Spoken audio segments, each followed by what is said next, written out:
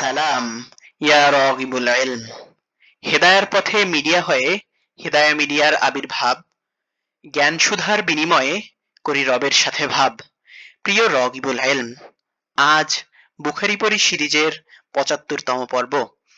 আর আজ আমরা শিখতে চলেছি বুখারি শরীফের ৫৯ নং পরিচ্ছেদ থেকে নবী করিম সাল্লাল্লাহু আলাইহি ওয়াসাল্লামের উক্তি, হে আল্লাহ, আপনি তাকে কিতাব অর্থাৎ কুরআন শিক্ষা দিন।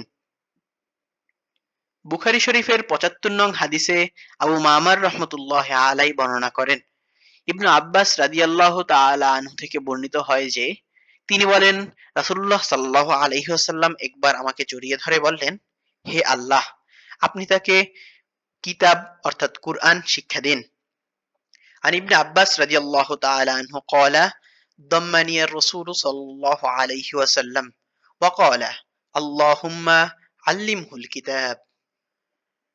এভাবেই প্রতিদিন একটি করে হাদিস শিখে রাসূলুল্লাহ সাল্লাল্লাহু আলাইহি ওয়াসাল্লামের ব্যক্তিত্বকে আপন করে নিতে হেদায়া মিডিয়া সাবস্ক্রাইব করে বেল বাটনে অল সেট আপ করুন। আর ফেসবুকে ফলো করুন, যাতে রাসূলুল্লাহ সাল্লাল্লাহু আলাইহি ওয়াসাল্লামের কথাগুলো আপনার কাছে পৌঁছে যায় সবার আগে।